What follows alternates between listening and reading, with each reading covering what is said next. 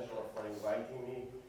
And of course, I would like to say that I feel home here. Thanks for Mehmet, thanks for Kadri, thanks for Aydar as well, that feel me home here in Turkey. And we are very positive about 2023. When we started this year, the signs of the recovery coming very strong. We have also our CEOs very positive as well about the recovery. And I think everybody we are talking are positive about the recovery of the industry and the challenge that we have ahead. Finally, reopening the markets in China support the recovery of the global aviation. And the last part of the world that was recovering was Asia Pacific is starting to recover in the fast way as well. The pandemic is over, but the effects of the pandemic not yet. That's why we're still facing some issues. We have a sustainability crisis that we need to solve and address. And together with that, we have also the theme of this event here, how we can attract, retain, and build the workforce for the future generations joining us and be part of our system. During the pandemic, in accord with ATAG, 43% of the workforce was lost during the pandemic. That means around 11 million jobs were lost during the pandemic, and most of them didn't come back. And because of that, of course, we face a lot of issues during the last few years regarding the workforce, and this problem unfortunately will continue. And the future, we expect to double the size of the industry in the next 20 years. However, we don't expect to double the size of our workforce. That's why technology will play a key role in the development of the future industry. And in addition, of course, we need to have more focus in our passenger. I would like to stress, and I would like to say again, aviation is an ecosystem.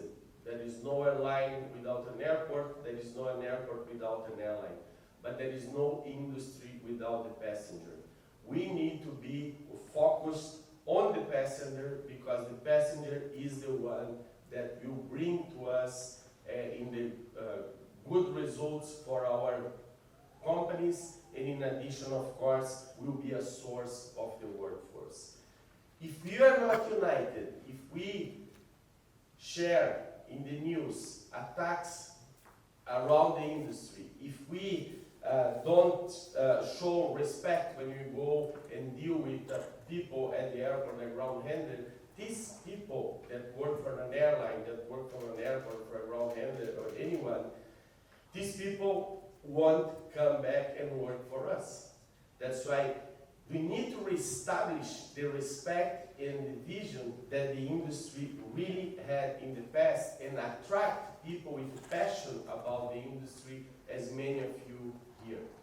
And I believe that we need to go beyond the gender balance. I think is that we need to attack the gender balance that is very important in the industry. But diversity, equity, and inclusion is something that we need to really care about our industry. Going beyond, 1.5 billion people in the world have a certain kind of disabilities. Together in ICAO, we presented a position paper last year that we are improving our airports with an accreditation that support actions with the people with disability. We invited people with disabilities to participate on this project. But why not invite them also to work for us? If we have these 1.5 billion people that are part of our customers, let's say, why not also be part of our workforce? That's why D&I, accessibility is other two topics that I would like to mention as a very important ones. As ACI, our focus is try to bring the new generation work with us. We have a diverse numbers of courses.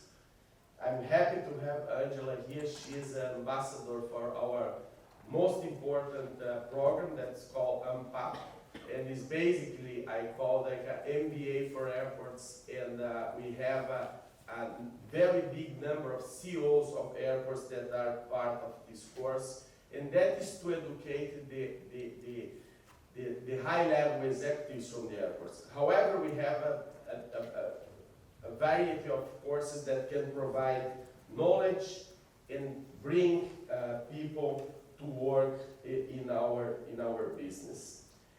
The strategy to attract more people also is something that you need to do united.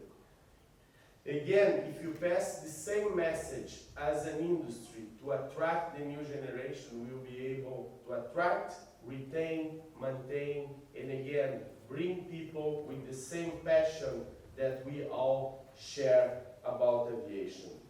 ICAO play a key role. ICAO needs to be an organization that needs to be strong in passing the message in the governments of the importance of our industry. 60% of our jobs in this sector are inside of our buildings, inside of our airports. And that way, we need to be also, as ACI, one organization that look after the whole aviation ecosystem and not only the airports. That's why partnerships with organizations like ASA, for example, the ground handlers is very important for us, CULS is very important for us, IATA is very important for us, because only together we are able to share and pass the message to the new generation, to the governments, and to the society that we are a good industry to work. Our responsibility goes beyond, goes to the sustainability aspects of the industry, because today people want to work for us if they see we are sustainable. That's why all the efforts that we will need to do in the future needs to be also together and aligned with the Paris Agreement, aligned with the requirements of the society. It's our license to continue to fly. I can go on and on. There is a lot of important topics to touch base on that, but it's just to keep in mind here that we as leaders of the sector, we really need to continue support the good dialogue among the sector. And Hermes is bringing that to us through these meetings, and we need to continue to do that. We need to continue to work together to bring the traffic and the growth that the aviation sector needs for the future. Thank you.